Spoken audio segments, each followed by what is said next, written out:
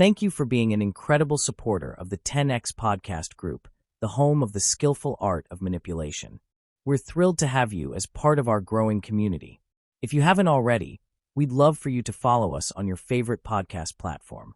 Your likes and comments mean the world to us and help us reach a wider audience with our stories. Plus, with new episodes released every day, your feedback plays a vital role in shaping what we create. It truly makes a difference.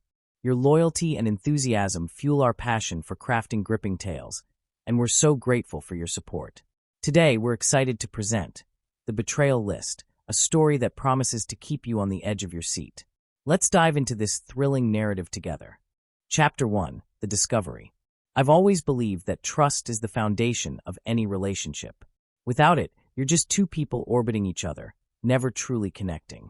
Marcus had been my best friend for over a decade, the kind of friend who felt more like a brother. We'd been through everything together: high school drama, college parties, failed relationships, and even the occasional brush with the law. He was the guy I called at 3 a.m. when I needed someone to bail me out of trouble, and I was the one he turned to when his world was falling apart. Or at least, that's what I thought. It was a Tuesday evening when everything changed.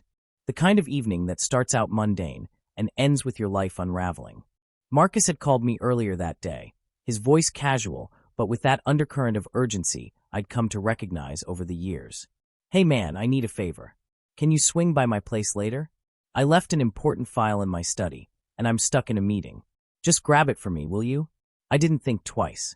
That's the kind of friendship we had. No questions asked, no explanations needed. I told him I'd take care of it, and he gave me the code to his security system. "You're a lifesaver," he said before hanging up. I arrived at his house around 7 p.m., the sun just beginning to dip below the horizon. Marcus lived in a sleek, modern house in the kind of neighborhood where everyone drove luxury cars and pretended not to notice each other. I punched in the code and let myself in, the familiar scent of his cologne hitting me as soon as I stepped inside. The house was quiet, the kind of quiet that feels heavy, like it's waiting for something to happen. I made my way to his study, a room I'd been in countless times before. It was exactly as I remembered it. Bookshelves lined with leather-bound books he never read, a mahogany desk cluttered with papers, and a single-framed photo of the two of us from our college days. We looked so young in that picture, so carefree. I couldn't help but smile as I glanced at it, but the smile didn't last long. The file Marcus needed was supposed to be on his desk, but it wasn't. I sighed, running a hand through my hair as I started rifling through the mess of papers. That's when I saw it. A folded sheet of paper tucked beneath a stack of documents. It was out of place, too deliberate to be accidental. My curiosity got the better of me, and I unfolded it. What I saw made my blood run cold. It was a list of names, written in Marcus's familiar handwriting. At first, I thought it was just a random list, maybe people he needed to call or business contacts. But then I noticed the annotations next to each name. Dates, locations, and one word, repeated over and over: eliminate. My heart started pounding, a dull thud in my chest that grew louder with every second. I scanned the list, my eyes darting from one name to the next. Some of them I recognized: Sarah Thompson, an old college friend; David Reynolds, a guy Marcus had done business with; a few others I'd heard him mention in passing. And then, at the bottom of the list, I saw it. My name. I stared at it, my mind struggling to process what I was seeing. My name. Marcus wanted to eliminate me. The room seemed to tilt, the walls closing in as I tried to make sense of it. How could this be happening? Marcus was my best friend. We'd been through everything together. He was the guy who'd stood by me when no one else would. And now this. I felt a cold sweat break out on my forehead, my hands trembling as I gripped the paper. My mind raced, trying to piece together what this meant. Was this some kind of joke? A twisted prank? But deep down, I knew it wasn't. Marcus wasn't the kind of guy who joked about things like this. He was calculated, methodical. If his name was on that list, it was because he'd put it there. I folded the paper and shoved it back where I'd found it, my heart still pounding. I needed to think, to figure out what to do next.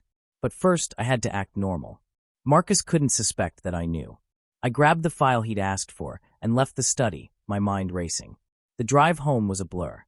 I kept replaying the list in my head, the names, the annotations, the word eliminate. What did it mean? Was Marcus planning to kill these people? And if so, why? What had they done to deserve that? What had I done? By the time I got home, I was a mess. I poured myself a drink, my hands still shaking as I raised the glass to my lips. The whiskey burned going down, but it did nothing to calm my nerves.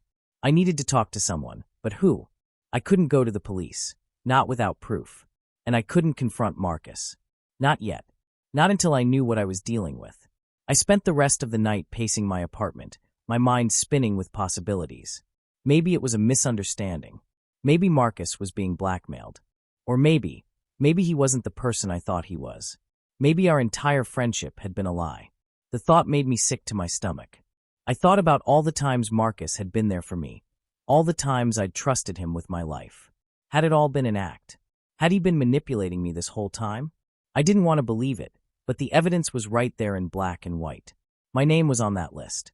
Marcus wanted me dead, and if I didn't figure out why, I might not live to see another Tuesday. That night, I lay in bed, staring at the ceiling. Sleep was impossible. My mind was a whirlwind of fear and confusion, every thought leading to more questions than answers. I replayed every interaction with Marcus, searching for signs I might have missed. Had he always been this way? Had there been moments when his mask slipped, revealing the monster underneath? I thought about the time he'd convinced me to invest in one of his business ventures, only for it to fall apart months later. I'd lost a lot of money, but Marcus had walked away unscathed. At the time, I'd chalked it up to bad luck. But now I wasn't so sure. I thought about the way he'd always been so charming, so persuasive. He had a way of making you feel like you were the most important person in the room, like he genuinely cared about you. But was it real? Or was it just another manipulation, another way to keep people under his thumb? I didn't know. And that was the worst part. I didn't know who Marcus really was, or what he was capable of. But I knew one thing: I couldn't let him win. If he wanted me dead, I wasn't going to make it easy for him. I needed a plan. I needed to outsmart him, to stay one step ahead. But how? Marcus was cunning, manipulative, and always seemed to be 2 steps ahead of everyone else. I had to be careful, very careful. As the first rays of sunlight crept through my window, I made a decision. I would play along, act like nothing was wrong. I would continue to be the loyal friend Marcus thought I was. But behind the scenes, I would dig. I would find out what he was planning, and I would stop him. Because if I didn't, I was as good as dead. Chapter 2: The Plan. The morning after I found the list, I woke up with a pounding headache and a sense of dread that clung to me like a second skin. I hadn't slept much, my mind too busy racing through every possible scenario, every potential move Marcus could make. I felt like a chess player staring at a board where all the pieces were invisible, and I was just waiting for the first strike. I dragged myself out of bed and into the shower, letting the hot water scald my skin as I tried to wash away the unease. It didn't work. The list was burned into my brain, each name etched into my memory like a brand. Sarah Thompson, David Reynolds, and me, always me, at the bottom of the page, marked for elimination. I needed to do something, but I couldn't just charge in blindly. Marcus was too smart, too calculated. If I made one wrong move, he'd know I was onto him, and that would be the end of me. I had to be smarter, more careful. I had to play the long game. I decided to start with Sarah. She was the first name on the list, and I knew her well enough to reach out without raising suspicion. We hadn't spoken much since college, but we'd always been friendly. If anyone could give me insight into why Marcus would want her dead, it was her. I sent her a text, keeping my tone casual. "Hey Sarah, it's been a while. How about we grab coffee this week? I'd love to catch up." She responded almost immediately, agreeing to meet me the next day at a cafe downtown. I felt a small flicker of hope. This was a start. The cafe was one of those trendy places with exposed brick walls and overpriced lattes. I arrived early, choosing a table in the corner where I could see the entrance. I didn't know what to expect, but I wanted to be prepared. I ordered a black coffee and waited, my leg bouncing nervously under the table. Sarah walked in a few minutes later, looking exactly as I remembered her, tall, confident, with a smile that could light up a room. She spotted me and waved, weaving through the tables to join me. "It's been forever," she said, pulling me into a quick hug before sitting down. "How have you been?" Good, I lied, forcing a smile. "Just busy with work, you know how it is." We made small talk for a few minutes, catching up on the surface-level stuff, jobs, mutual friends, the usual. But I could tell something was off. There was a tension in her voice, a guardedness that hadn't been there before. I decided to steer the conversation toward Marcus. "So, have you talked to Marcus lately?" I asked, trying to sound casual. Her expression darkened almost immediately. "Marcus? Yeah, I've talked to him. Not that it was a pleasant conversation." "What do you mean?" I asked, leaning forward slightly. She sighed, stirring her coffee absently. "We had a falling out a few months ago. He accused me of stealing from him during a business deal. Can you believe that? Me stealing from him? I've known the guy for years, and he has the nerve to accuse me of something like that." I felt a chill run down my spine. This was exactly the kind of thing I'd been afraid of. Marcus had a history of turning on people when he felt wronged, real or imagined. But this was different. This wasn't just cutting someone out of his life. This was marking them for elimination. "What happened?" I asked, keeping my voice steady. "He cut me off," she said, her tone bitter. "Completely. No explanation, no chance to defend myself. Just gone.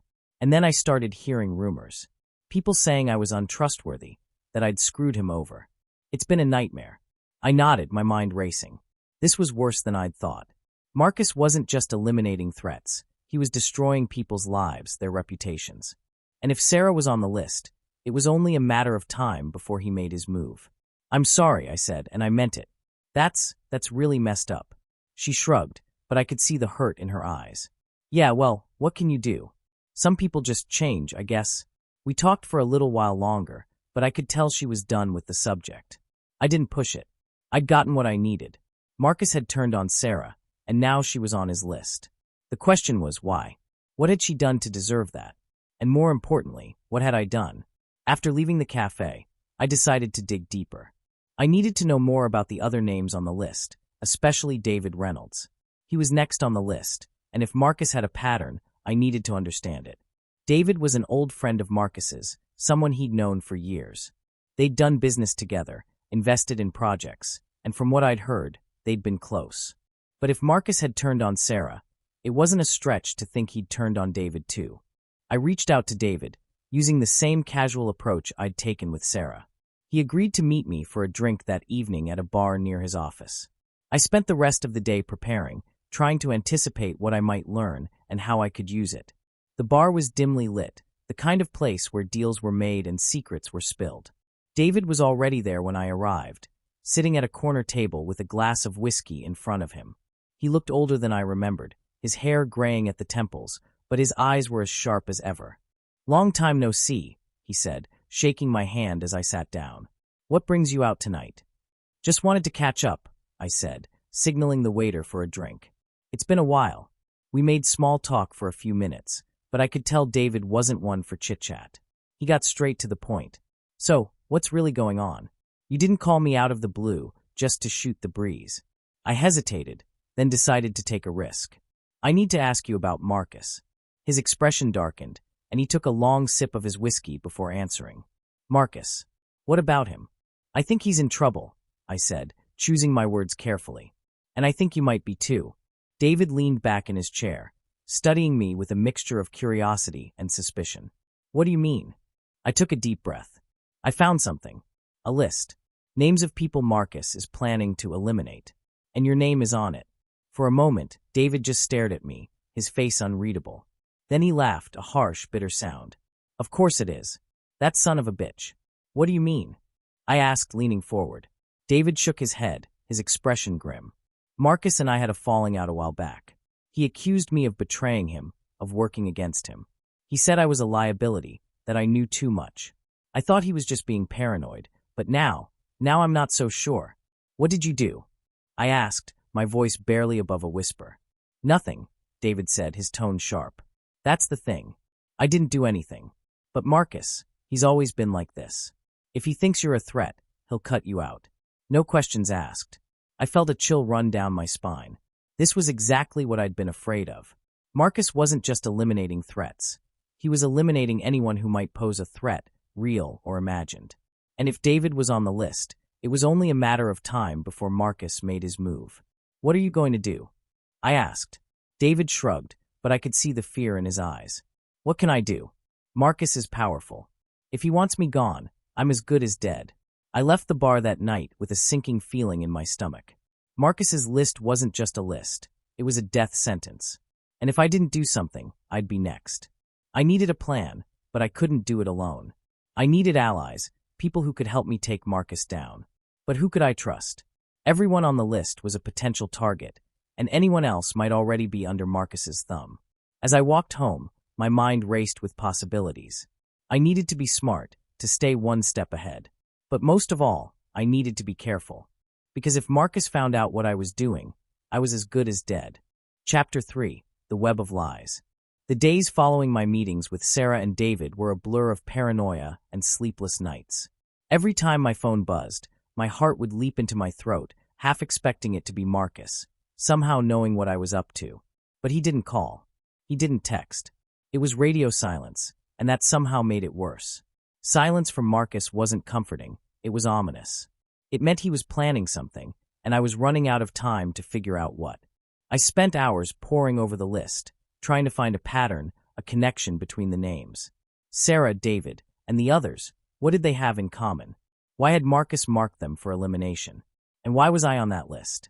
I couldn't shake the feeling that there was something bigger at play here, something I wasn't seeing. I decided to dig deeper into the other names on the list. There were 5 in total, including me. Sarah and David were the only ones I knew personally, but the other 2, Elena Martinez and James Carter, were strangers to me. I needed to find out who they were and why Marcus wanted them gone. I started with Elena Martinez. A quick online search revealed that she was a journalist, one of those investigative types who dug into corporate scandals and political corruption. Her name had popped up in a few high-profile cases, and she'd built a reputation for being relentless. If Marcus had her on his list, it wasn't hard to guess why. She must have been digging into something he didn't want exposed. I reached out to her under the guise of being a source, claiming I had information about a story she was working on. She agreed to meet me at a coffee shop near her office, and I spent the night before rehearsing what I would say. I had to be careful. If she suspected I was lying, she'd shut me down, and I'd lose my chance to get answers. The coffee shop was crowded, the air thick with the smell of espresso and the hum of conversation. I spotted Elena immediately. She was sitting at a corner table, her laptop open in front of her, her dark hair pulled back into a no-nonsense ponytail. She looked exactly like her photos, sharp, focused, and not someone you'd want to cross. I approached her table, forcing a smile. "Elena, I'm the one who emailed you." She looked up, her eyes narrowing slightly as she studied me. "You said you had information for me. Let's hear it." I sat down, my heart pounding. "It's about Marcus Reynolds." Her expression didn't change, but I saw a flicker of interest in her eyes. "What about him?" I took a deep breath. "I think he's involved in something dangerous, and I think you might be in danger because of it." She leaned back in her chair, crossing her arms over her chest. "You're going to have to be more specific than that." I hesitated, then decided to go all in. I found a list of names, people Marcus is planning to eliminate, and your name is on it. For a moment, she just stared at me, her face unreadable. Then she laughed, a short, humorless sound. "Let me guess. You're on the list too." I nodded, my stomach twisting. "Yeah, I am." She sighed, closing her laptop and leaning forward. "Listen, I don't know who you are or what your angle is, but if you're trying to scare me, it's not going to work. I've been doing this job long enough to know when someone's feeding me a line." "I'm not lying," I said, my voice rising slightly. "Marcus is dangerous. If he's targeting you, it's because you're a threat to him. And if you don't believe me, ask Sarah Thompson or David Reynolds. They're on the list too." Her expression shifted, and I could see the wheels turning in her head. Sarah Thompson. I know that name. She was involved in a business deal with Marcus a while back. It fell apart, and he blamed her for it. "Exactly," I said, seizing the opportunity. "Marcus doesn't just cut people out of his life. He destroys them. And if you're on his list, it's because he sees you as a threat." She was silent for a long moment, her eyes searching mine. Finally, she spoke. "All right, let's say I believe you. What do you want from me?" "I want to stop him," I said, my voice low. "But I can't do it alone. I need your help." She studied me for a moment longer, then nodded. "All right, I'm in. But if this is some kind of setup, I'll make sure you regret it." With Elena on board, I felt a small flicker of hope. She was smart, resourceful, and had access to information I could only dream of. If anyone could help me uncover Marcus's secrets, it was her. Next on the list was James Carter. I didn't know much about him, but a quick search revealed that he was a private investigator, the kind of guy who specialized in digging up dirt on people. If Marcus had him on his list, it was probably because he knew too much. I reached out to James under the guise of needing his services, claiming I had a case I wanted him to look into. He agreed to meet me at his office, a small, nondescript building on the outskirts of town. When I arrived, he was waiting for me, his expression guarded. He was a big guy, with a shaved head and a no-nonsense demeanor. He didn't offer me a seat, just crossed his arms and said, "What's this about?" I decided to cut to the chase. "It's about Marcus Reynolds." His expression didn't change, but I saw a flicker of something in his eyes, fear maybe or anger. "What about him?" "I think he's planning to kill you," I said, watching his reaction closely. For a moment, he just stared at me, his face unreadable. Then he laughed, a harsh, bitter sound. "Yeah, well, he's not the first." "What do you mean?" I asked, my heart pounding. He sighed, running a hand over his head. "Marcus and I have a history. I did some work for him a while back, digging up dirt on some of his business rivals. But then I found out some things he didn't want me to know. He cut me loose, threatened me if I ever talked. I thought that was the end of it, but I guess I was wrong." "What did you find out?" I asked, leaning forward. He shook his head. "Not here. Not now. If Marcus is really coming after me, I need to be careful. But if you're serious about taking him down, I'm in. I've got enough dirt on that guy to bury him." By the time I left James's office, I felt like I was finally getting somewhere. I had allies now, Sarah, David, Elena, and James. Together, we might have a chance at stopping Marcus. But I couldn't shake the feeling that we were still missing something, some piece of the puzzle that would make everything fall into place. That night, I sat in my apartment, staring at the list. The names stared back at me, taunting me. Sarah, David, Elena, James, and me. What did we have in common? Why had Marcus marked us for elimination? And then it hit me. We all knew too much. Sarah knew about his business dealings. David knew about his secrets. Elena was digging into his past. James had dirt on him. And me. I knew him better than anyone. I knew his weaknesses, his fears, his lies. Marcus wasn't just eliminating threats. He was eliminating anyone who could expose him. And if that was true, then the list wasn't just a death sentence. It was a blueprint for his downfall. But I had to be careful. Marcus was always 2 steps ahead, and if he found out what I was doing, he'd make sure I never saw the end of his plan. I needed to stay 1 step ahead, to outsmart him at his own game. Because if I didn't, I was as good as dead. Chapter 4. The Trap. The plan was set. After weeks of digging, strategizing, and sleepless nights, we were finally ready to take Marcus down. Sarah, David, Elena, James, and I had formed an uneasy alliance, bound together by our shared fear of Marcus and our determination to stop him. But trust was in short supply. We all knew Marcus was a master manipulator, and the possibility that one of us might be playing both sides loomed over every conversation. The plan was simple, at least on paper. We would lure Marcus into a situation where he would reveal his true intentions, and we would record everything. With enough evidence, we could take him to the authorities and end his reign of terror. But executing the plan was anything but simple. Marcus was cunning, paranoid, and always 1 step ahead. If he suspected a trap, he would turn the tables on us in an instant. The location we chose was an abandoned warehouse on the outskirts of town. It was isolated, quiet, and far enough from prying eyes to give us the privacy we needed. James had scouted the place earlier in the week, confirming that it was empty and secure. We set up hidden cameras and microphones, ensuring that every angle was covered. If Marcus said or did anything incriminating, we would have it on record. The night of the trap, I was a bundle of nerves. I arrived at the warehouse early, my hands trembling as I checked the equipment one last time. Sarah and David were already there, their faces tense with anticipation. Elena and James arrived shortly after, their expressions equally grim. "Is everything ready?" Elena asked, her voice low. I nodded, though I wasn't sure if I was trying to convince her or myself. "As ready as it's going to be. Once Marcus gets here, we'll stick to the plan. No deviations." Sarah crossed her arms, her eyes darting around the room. "And if he doesn't take the bait? What then?" "Then we're screwed," James said bluntly. "But we don't have a choice. If we don't do this, he's going to come after us one by one. This is our only shot." I couldn't argue with that. Marcus had already proven that he was willing to do whatever it took to eliminate anyone he saw as a threat. If we didn't stop him now, we might not get another chance. We took our positions, hiding in the shadows as we waited for Marcus to arrive. The minutes dragged by, each one feeling like an eternity. My heart pounded in my chest, and I could feel the sweat trickling down my back. I kept replaying the plan in my head, trying to anticipate every possible outcome. But no matter how many times I went over it, I couldn't shake the feeling that something was going to go wrong. Finally, the sound of a car engine broke the silence. I peered through a crack in the wall, watching as Marcus's sleek black sedan pulled up to the warehouse.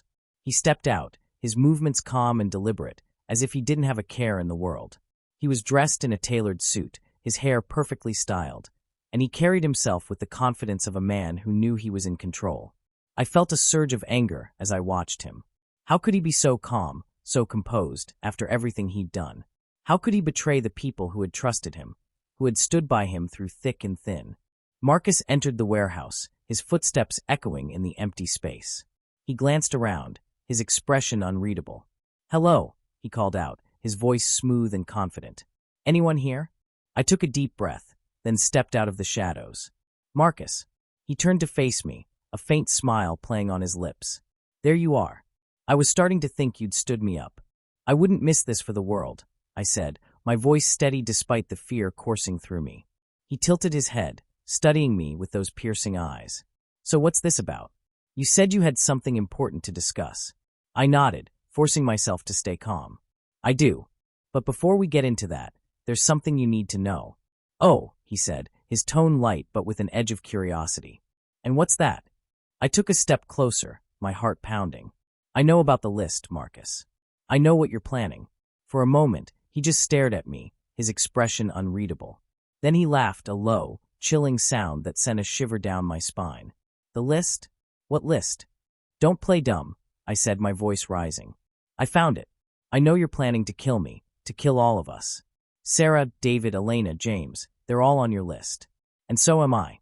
His smile faded, replaced by a cold, calculating expression. "Ah, so you found it. I was wondering when you'd figure it out." I felt a surge of anger, but I forced myself to stay calm. "Why, Marcus? Why would you do this? We're your friends. We trusted you." He took a step closer, his eyes locked on mine. "Friends. Trust. Don't make me laugh. You think this is about friendship? This is about survival. About power. And if you're too blind to see that, then you're even more pathetic than I thought." I clenched my fists, my nails digging into my palms. "You're insane. You've lost your mind." He shook his head, his expression almost pitying. "No, my friend. I've never been more clear-headed. You see, in this world, there are predators and there are prey. And I have no intention of being the latter." Before I could respond, there was a loud bang, and the lights in the warehouse flickered. I turned to see Sarah, David, Elena, and James emerging from their hiding places, their faces tense with determination. "It's over, Marcus," Sarah said, her voice shaking but firm. "We've got everything on record. You're finished." Marcus glanced around, his expression calm but with a flicker of something darker in his eyes. "Ah, so this is a trap. I should have known." "You're under arrest," James said, stepping forward with a pair of handcuffs. "Anything you say can and will be used against you." For a moment, Marcus just stood there, his eyes darting between us. Then he smiled, a cold, cruel smile that sent a chill down my spine. "You really think it's going to be that easy?" Before anyone could react, he pulled a gun from his jacket and pointed it at me. "Drop the cameras. Now." I froze, my heart pounding in my chest. This wasn't part of the plan. This wasn't supposed to happen. "Do it," Marcus said, his voice low and dangerous. "Or I'll put a bullet in his head." Sarah hesitated, then slowly lowered the camera. David and Elena did the same, their faces pale with fear. Marcus nodded, his smile widening. "Good. Now let's talk."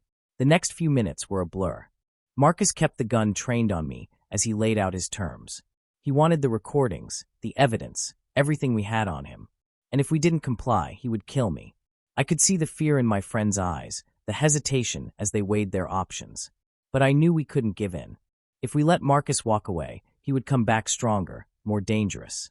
We had to stand our ground. "Do it," I said, my voice barely above a whisper. "Don't let him win." Marcus's expression darkened, and he tightened his grip on the gun. "You really think you're in a position to make demands?"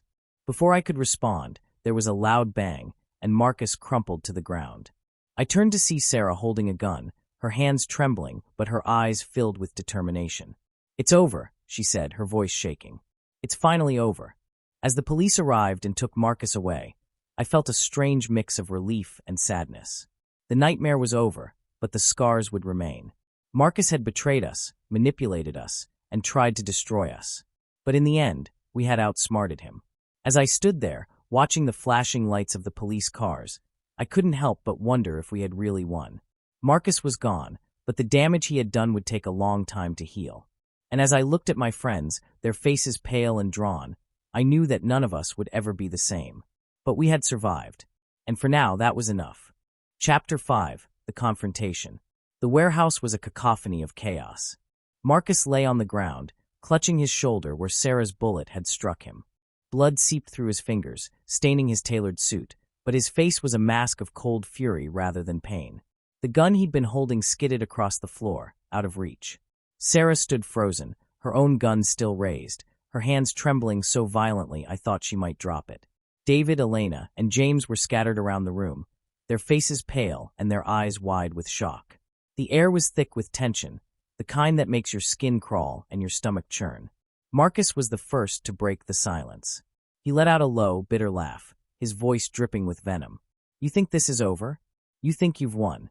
He coughed, blood flecking his lips, but his eyes never left mine. "You're even more naive than I thought." I took a step forward, my heart pounding so hard I could feel it in my throat. "It is over, Marcus. You're done. The police are on their way, and when they get here, you're going to spend the rest of your life in prison." He laughed again, a harsh, guttural sound that sent a chill down my spine. "Prison? You really think a little thing like prison can stop me? I own people in there. I own people everywhere. You're all dead. You just don't know it yet." Sarah's voice cut through the tension, sharp and shaky. "Shut up, Marcus. Just shut up. You're not in control anymore." Marcus turned his gaze to her, his lips curling into a sneer. "Oh, Sarah. Sweet, stupid Sarah. You always were too emotional for your own good. Do you really think shooting me changes anything? Do you think any of this changes anything?" I could see Sarah's resolve wavering, her hands trembling even more as she lowered the gun slightly. Marcus had always had a way of getting inside people's heads, of twisting their thoughts until they doubted everything. I couldn't let him do that to her. "Not now. Don't listen to him," I said, stepping between them. "He's just trying to mess with you. He's powerless now. He's nothing." Marcus's laugh was like a knife, cutting through the air. "Powerless? Nothing. Oh, my dear friend, you have no idea what I'm capable of. You think this little stun of yours is the end? This is just the beginning." I clenched my fists, my nails digging into my palms. "You're finished, Marcus. You're not getting out of this." He tilted his head, his expression almost pitying. "You still don't get it, do you? This was never about me. This was about you. All of you. You think you're so clever, so righteous. But you're just pawns in a game you don't even understand." I felt a surge of anger, hot and blinding. "What the hell are you talking about?" He smiled, a cold, cruel smile that made my skin crawl. "The list. The names. The plan. You think it was real. You think I was actually going to kill you? Oh, my friend, you've been played from the very beginning." I froze, my mind racing. "What do you mean?" He leaned back against the wall, his breathing labored but his voice steady. "The list was a test. A way to see who I could trust, who would stand by me no matter what. And you failed. All of you failed." I shook my head, trying to make sense of his words. "You're lying. You're just trying to mess with us." He laughed again, a low, bitter sound. "Am I? Think about it. Why would I leave a list like that lying around? Why would I make it so easy for you to find? Because I wanted you to. I wanted to see what you would do. And you didn't disappoint." I felt a cold knot of dread forming in my stomach. "You're saying the list was fake?" He nodded, his smile widening. "Exactly. It was never real. It was a trap, a way to expose your true loyalty. And you walked right into it." I glanced at Sarah, David, Elena, and James, their faces pale and their eyes wide with shock. If Marcus was telling the truth, then everything we'd done, everything we'd risked, had been for nothing. We'd played right into his hands. But I couldn't let him win. Not again. Even if that's true, it doesn't change anything. You're still a murderer. You're still a monster. His expression darkened, and for the first time, I saw a flicker of real anger in his eyes. "A monster? You think I'm the monster?" Look at yourselves. Look at what you've done. You're no better than me." Before I could respond, there was a loud bang, and Marcus crumpled to the ground. I turned to see Sarah holding the gun, her hands trembling, but her eyes filled with determination. "It's over," she said, her voice shaking. "It's finally over." As the police arrived and took Marcus away, I felt a strange mix of relief and sadness. The nightmare was over, but the scars would remain. Marcus had betrayed us, manipulated us, and tried to destroy us. But in the end, we had outsmarted him. As I stood there, watching the flashing lights of the police cars, I couldn't help but wonder if we had really won. Marcus was gone, but the damage he had done would take a long time to heal. And as I looked at my friends, their faces pale and drawn, I knew that none of us would ever be the same. But we had survived. And for now, that was enough. Chapter 6. The Aftermath. The days following Marcus's arrest were a blur of police interviews, media scrutiny, and sleepless nights. The warehouse incident had made headlines, and the story of Marcus Reynolds, the once respected businessman turned would-be killer, was everywhere. Reporters camped outside my apartment, shouting questions every time I stepped outside. My phone buzzed incessantly with calls from journalists, old acquaintances, and even strangers who claimed to have information about Marcus. It was overwhelming, suffocating, and I couldn't escape it. But the worst part wasn't the attention. It was the doubt. Marcus's words in the warehouse haunted me, replaying in my mind like a broken record. The list was a test, a way to see who I could trust. Was it possible? Had everything we'd done, the planning, the risks, the violence, been part of some twisted game? Had Marcus been playing us all along? I tried to push the thought aside, to focus on the fact that Marcus was behind bars and we were safe. But the doubt lingered, gnawing at the edges of my mind. I needed answers, and I wasn't going to find them sitting in my apartment, staring at the walls. I decided to start with Sarah. She'd been the one to pull the trigger, the one who'd finally stopped Marcus. If anyone could help me make sense of everything, it was her. I called her, and she agreed to meet me at a quiet park on the outskirts of town. It was a gray, overcast day, the kind of day that felt like it matched my mood. Sarah was already there when I arrived, sitting on a bench with a cup of coffee in her hands. She looked tired, her face pale and her eyes shadowed. She didn't smile when she saw me, just nodded and gestured for me to sit down. "How are you holding up?" I asked, my voice tentative. She shrugged, staring into her coffee. "I don't know. I keep replaying it in my head, you know? The look on his face she trailed off, her hands trembling slightly. I reached out and placed a hand on her shoulder. "You did what you had to do. You saved us." She shook her head, her eyes filling with tears. "Did I? Or did I just play right into his hands? What if he was telling the truth? What if the list was fake, and we just fell for it?" I felt a pang of guilt. I'd been asking myself the same questions, but hearing Sarah say them out loud made it all feel more real. "I don't know," I admitted.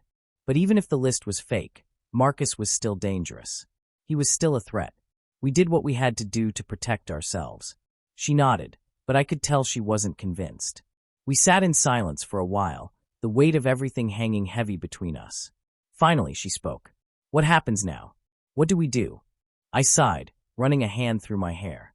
"I don't know, but I think we need to find out the truth. About Marcus, about the list, about everything. We can't just let this go." She looked at me, her eyes searching mine. "And how do we do that?" "We start by talking to the others," I said. "David, Elena, James. They were part of this too. Maybe together, we can figure out what really happened." Later that day, I reached out to David, Elena, and James, arranging a meeting at my apartment. It was the first time we'd all been together since the warehouse, and the atmosphere was tense. David looked like he hadn't slept in days, his face drawn and his eyes bloodshot. Elena was as sharp and focused as ever, but there was a hardness in her eyes that hadn't been there before. James was quiet, his usual brash demeanor replaced by a brooding silence. I filled them in on my conversation with Sarah, and the doubts that had been plaguing me. "Marcus said the list was a test," I said, my voice low. "A way to see who he could trust. If that's true, then everything we did, it was all part of his plan." David shook his head, his expression grim. "It doesn't matter. Marcus is a liar. He's always been a liar. You can't trust anything he says. But what if he's telling the truth?" Elena asked, her voice sharp. "What if we just played right into his hands?" James leaned forward, his eyes narrowing. "Does it matter? Marcus is in jail. He's not a threat anymore. Why are we still talking about this? Because we need to know, I said, my voice rising slightly. We need to know if we did the right thing, or if we just made everything worse. There was a long silence as everyone processed my words. Finally, Elena spoke. All right, let's say the list was fake. Let's say Marcus was testing us. What does that change? He's still a criminal. He's still dangerous. We did what we had to do. But what if there's more to it? I asked, my mind racing. What if Marcus was working with someone else? What if this isn't over? David frowned, his brow furrowing. What are you saying? I took a deep breath, trying to put my thoughts into words. Marcus was always one step ahead of us. He knew what we were going to do before we did it. What if he had help? What if there's someone else out there, someone we don't know about? The room fell silent as the weight of my words sank in. If Marcus had been working with someone else, then we weren't safe. Not yet. So what do we do? Sarah asked, her voice trembling slightly. We dig deeper, I said, my voice firm. We find out who Marcus was working with, and we take them down. We can't stop now. Not until we're sure it's over. Over the next few days, we threw ourselves into the investigation. Elena used her connections as a journalist to dig into Marcus's past, looking for any signs of accomplices or hidden alliances. James used his skills as a private investigator to track down leads, following the money and the connections that Marcus had left behind. David and Sarah focused on Marcus's business dealings, looking for any irregularities or red flags. I took on the role of coordinator, piecing together the information we gathered and looking for patterns. It was exhausting, frustrating work, but we were making progress. Slowly, a picture began to emerge. A picture of a man who had been far more dangerous and far more connected than any of us had realized. Marcus hadn't been working alone. He'd been part of a network, a web of corruption and violence that stretched far beyond what we'd imagined. And if we were going to take it down, we were going to need more than just the 5 of us. But as I sat in my apartment late one night, staring at the wall of evidence we'd gathered, I couldn't shake the feeling that we were still missing something. Marcus had been a master manipulator, a man who always had a backup plan. If we were going to win this, we were going to have to be smarter, more ruthless, and more determined than he ever was. Because if we weren't, we were as good as dead. Chapter 7. The Truth. The deeper we dug into Marcus's world, the darker it became. What started as a search for answers quickly spiraled into a labyrinth of lies, corruption, and violence.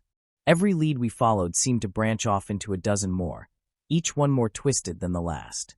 It was like peeling back the layers of an onion, only to find that the core was rotten. Elena's journalistic instincts proved invaluable. She uncovered a trail of shell companies and offshore accounts, all tied to Marcus. These weren't just random businesses. They were fronts for something much bigger. Money laundering, drug trafficking, even human smuggling. Marcus hadn't just been a businessman. He'd been a kingpin, operating in the shadows while maintaining his pristine public image. James, with his connections in the underworld, managed to track down a few of Marcus's former associates. Most of them were too scared to talk, but one, a low-level enforcer named Rico, was willing to spill what he knew in exchange for protection. We met him in a dingy motel on the edge of town, the kind of place where people went to disappear. Rico was a wiry man with a face like a weasel and eyes that darted around the room like he was expecting a knife in his back at any moment. He sat on the edge of the bed, smoking a cigarette and looking at us like we were the ones who should be scared of him. "You're playing with fire. You know that?" he said, blowing a cloud of smoke into the air. Marcus wasn't just some guy. He was connected. You mess with him, you mess with them. Them? I asked, leaning forward. Who's them? Rico smirked, tapping the ash off his cigarette. You really don't know, do you? Marcus was just the tip of the iceberg. There's a whole network out there, people who make Marcus look like small time. And they don't take kindly to folks poking around in their business. I exchanged a glance with Elena, who was sitting next to me, her notebook open and her pen poised. Who are they? She asked, her voice calm but firm. Rico shook his head. I don't know names. Nobody does. That's how they operate. But I'll tell you this, if you keep digging, they're going to come for you. And when they do, you're going to wish you'd left well enough alone. I felt a chill run down my spine, but I couldn't back down now. What can you tell us about Marcus? What was he involved in? Rico took a long drag on his cigarette, his eyes narrowing. Marcus was a fixer. He made problems go away. If someone needed something done, money moved, evidence destroyed, people silenced, Marcus was the guy. But he wasn't working alone. He had partners, people who gave him orders. And if you think he was dangerous, you haven't seen anything yet. Do you know who these partners are? Elena asked, her pen hovering over her notebook. Rico shook his head. Like I said, I don't know names. But I know this. Marcus was just a cog in the machine. You take him out, they'll just replace him. And they'll make sure you don't cause any more trouble. The room fell silent as we processed his words. If Rico was telling the truth, then Marcus had been part of something much bigger, something far more dangerous than we'd realized. And if we kept pushing, we were going to find ourselves in way over our heads. Later that night, we gathered at my apartment to go over what we'd learned. The mood was tense, the weight of Rico's warning hanging heavy in the air. David was pacing back and forth, his face pale and his hands clenched into fists. Sarah was sitting on the couch, her arms wrapped around herself like she was trying to hold herself together. James was leaning against the wall, his expression grim. Elena was the only one who seemed calm, her eyes focused as she flipped through her notes. So, what do we do now? David asked, his voice tight with frustration. If Marcus was just a small part of something bigger, then we're screwed. We can't take on an entire network by ourselves. We don't have a choice, I said, my voice firm. If we back down now, they'll come after us anyway. We've already made too much noise. They're not just going to let us walk away. He's right, Elena said, looking up from her notes. If what Rico said is true, then we're already targets. Our only chance is to keep pushing, to expose as much as we can before they can stop us. James nodded, his expression dark. And if they come after us, we'll be ready. We're not just going to roll over and die. Sarah looked up, her eyes filled with fear. But what if we can't stop them? What if we're just making things worse? I walked over and sat down next to her, placing a hand on her shoulder. We can't think like that. We have to believe that we can do this. Otherwise, what's the point?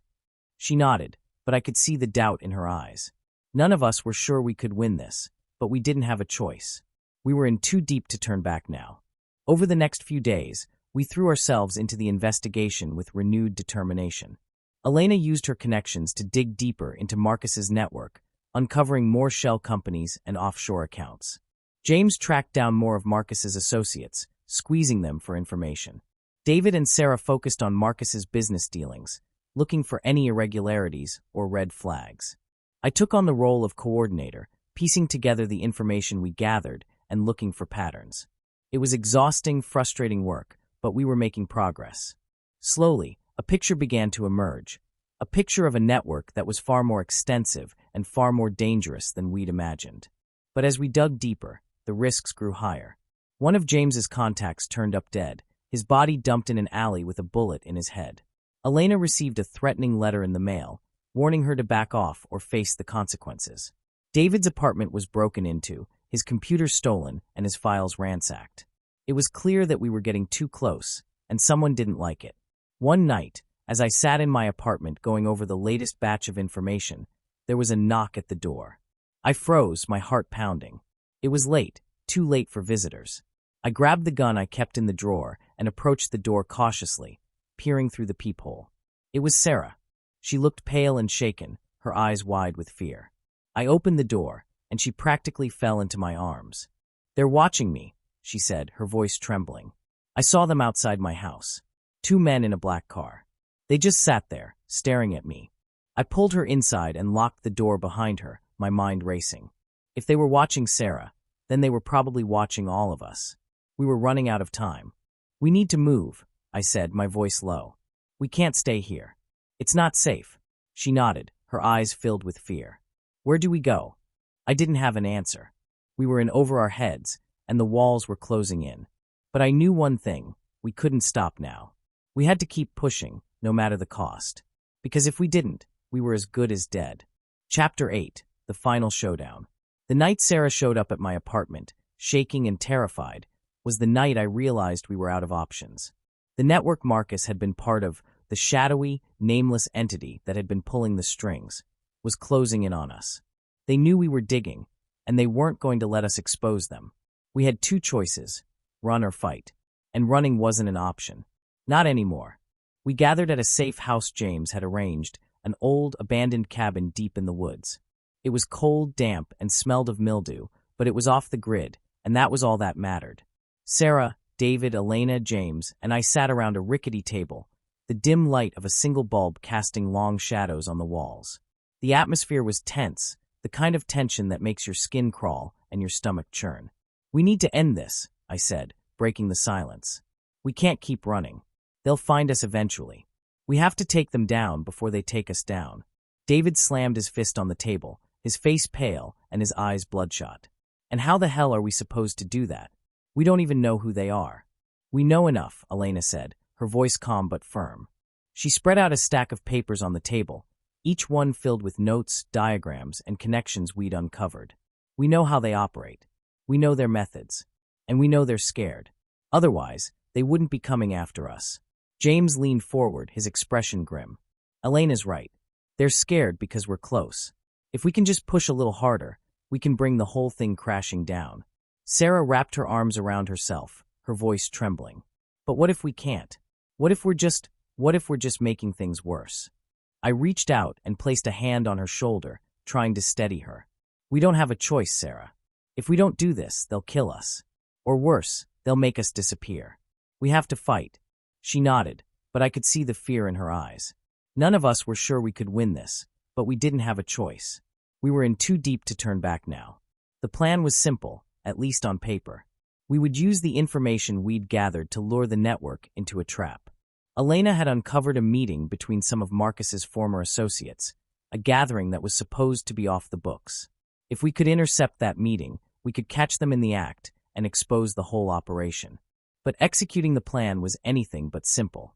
The meeting was taking place in an old warehouse on the outskirts of town, the same warehouse where we'd confronted Marcus. It was isolated, quiet, and far enough from prying eyes to give us the privacy we needed. But it was also dangerous. If anything went wrong, we'd be trapped with no way out. We spent the next few days preparing, gathering supplies, and going over the plan again and again. James managed to get his hands on some weapons, just in case things went south.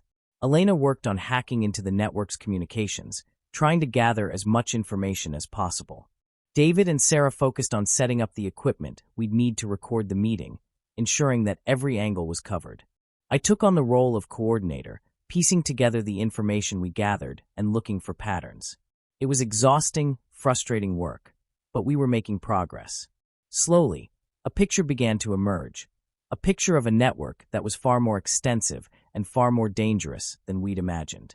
The night of the meeting, we arrived at the warehouse early, our nerves frayed and our hearts pounding.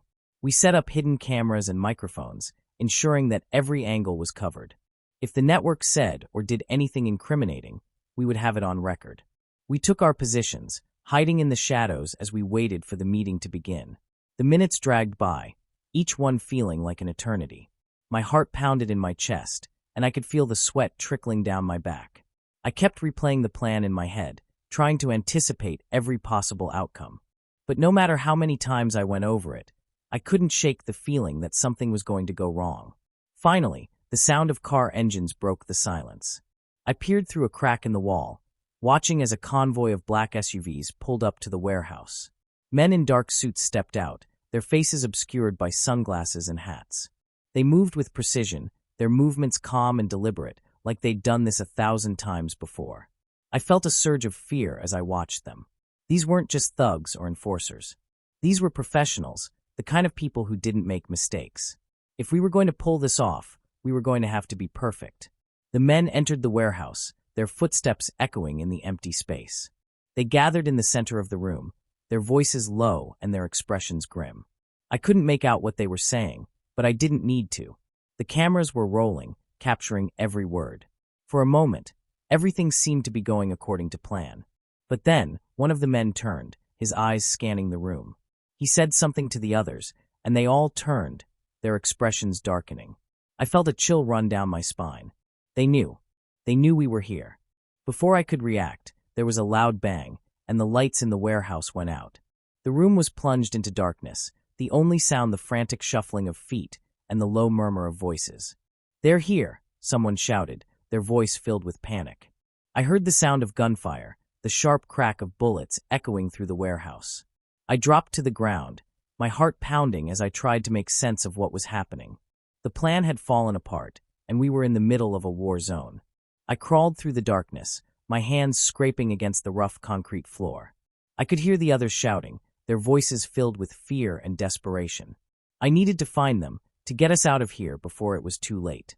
But before I could reach them, there was a loud bang, and the world went black. When I came to, I was lying on the ground, my head pounding and my vision blurry. The warehouse was quiet, the only sound the faint hum of the fluorescent lights flickering above me. I tried to sit up, but a sharp pain in my side made me gasp. I looked around, my heart sinking as I realized what had happened. The warehouse was a mess, the walls riddled with bullet holes, and the floor littered with debris. The network's men were gone, but so were my friends. I struggled to my feet, my mind racing. Where were they? What had happened?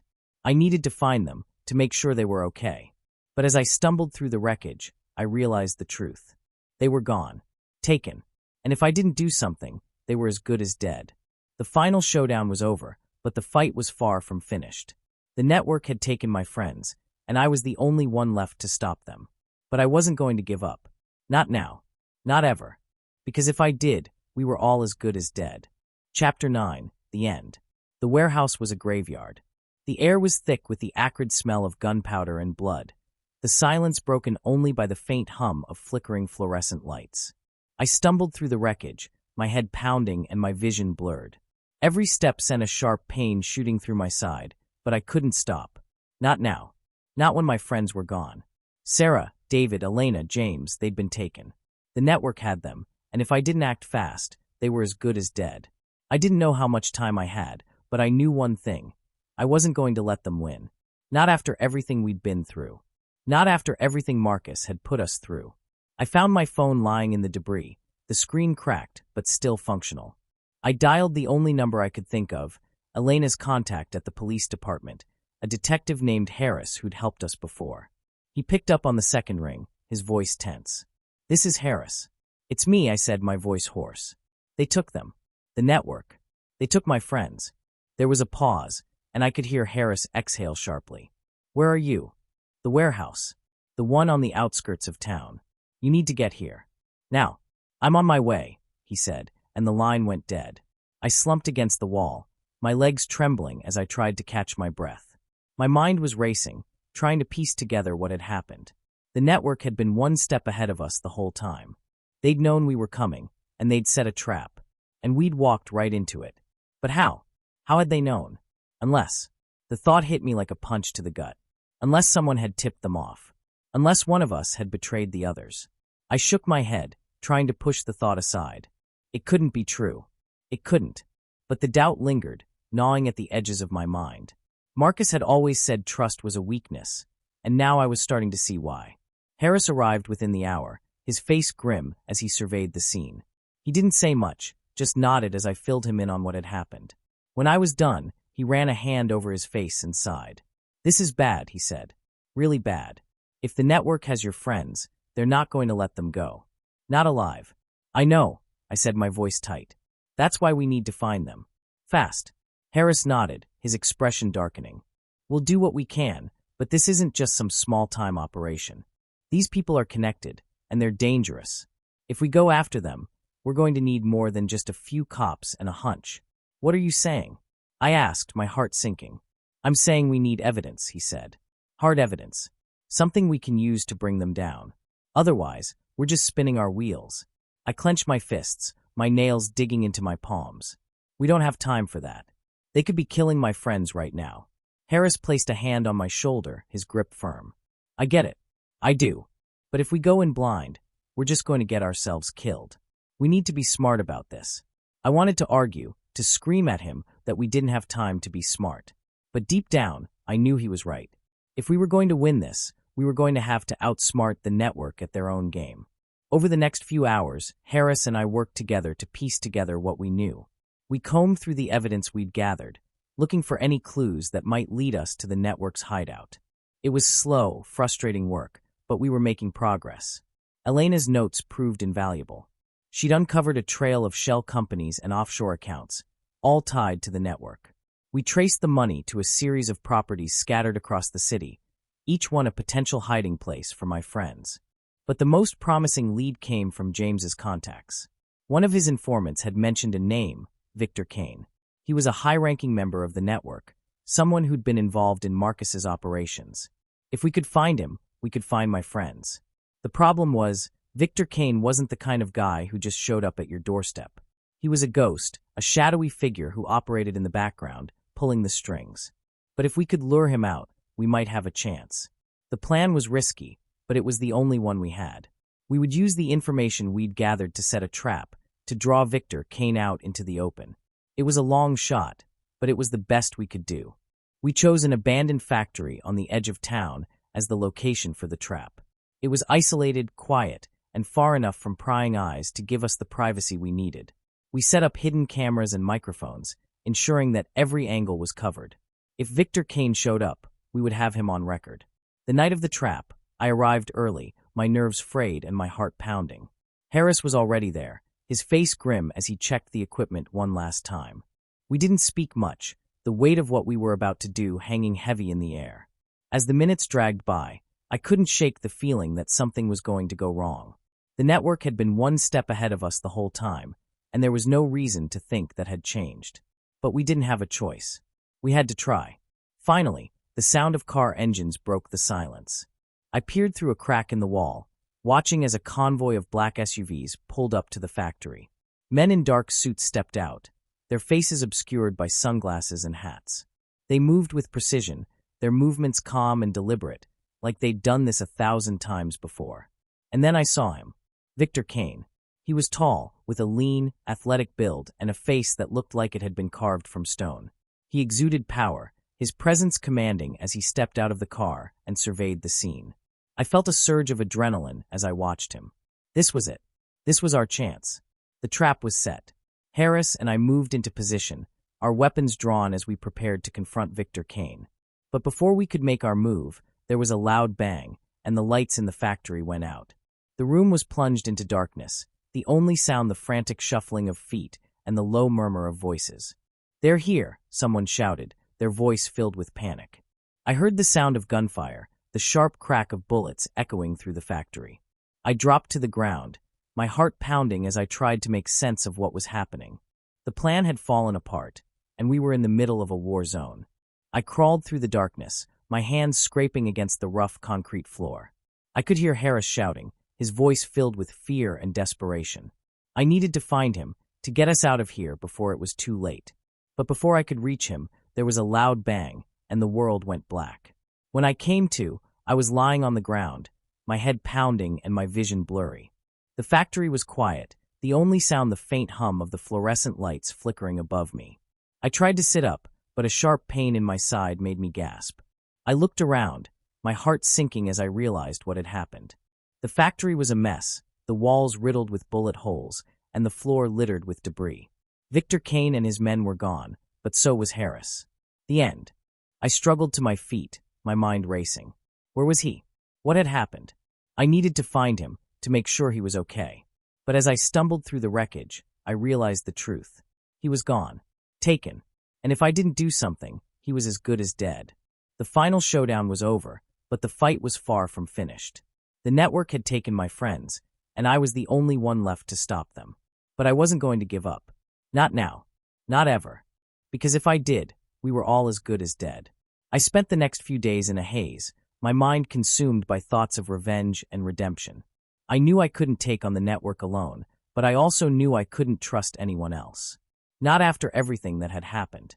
I reached out to the only person I could think of, Rico, the low-level enforcer who'd helped us before. He was reluctant at first, but when I told him what had happened, he agreed to meet me. We met in the same dingy motel where we'd spoken before, the air thick with the smell of cigarette smoke and desperation. Rico looked worse than I remembered, his face gaunt and his eyes hollow. "You're in deep," he said, lighting a cigarette. "Deeper than you realize. If you keep pushing, they're going to kill you." "They're going to kill me anyway," I said, my voice steady. "But if I'm going down, I'm taking them with me." Rico studied me for a long moment, then nodded. "All right, I'll help you. But it's going to cost you." "Name your price," I said, my heart pounding. He leaned forward, his eyes narrowing. "I want out. I want a new life, somewhere far away from all this. You get me that, and I'll give you everything I've got. I nodded, my mind racing.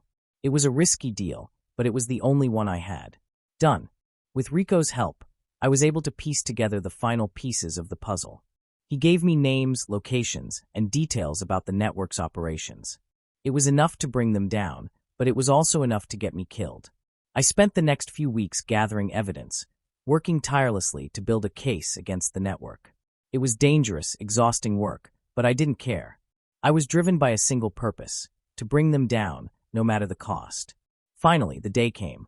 I handed over the evidence to Harris, who'd managed to escape the network's clutches and was now working with me to bring them down. We coordinated with the authorities, setting up a massive operation to take the network out once and for all. The raid was a blur of chaos and violence. The network fought back, but they were outnumbered and outgunned. In the end, they were no match for the combined forces of the police, the FBI, and every other agency we'd managed to bring on board. Victor Kane was arrested, along with dozens of other high-ranking members of the network. The evidence we'd gathered was enough to put them away for life, and the network was dismantled piece by piece. But the victory came at a cost. Harris was killed in the raid, his body riddled with bullets as he tried to protect me. Rico disappeared, his fate unknown. And my friends were never found. In the aftermath, I was left with nothing but the memories of what had happened. The network was gone, but so were the people I'd fought to save. I'd won, but it didn't feel like a victory. I stood at the edge of the city, looking out at the skyline as the sun set. The world felt quieter now, but it also felt emptier. I'd lost so much, but I'd also gained something: a sense of purpose, a determination to keep fighting, no matter what. Because in the end, that's all we can do. We fight, we survive, and we hope that someday the scars will heal. But for now, the fight is over, and I'm still here.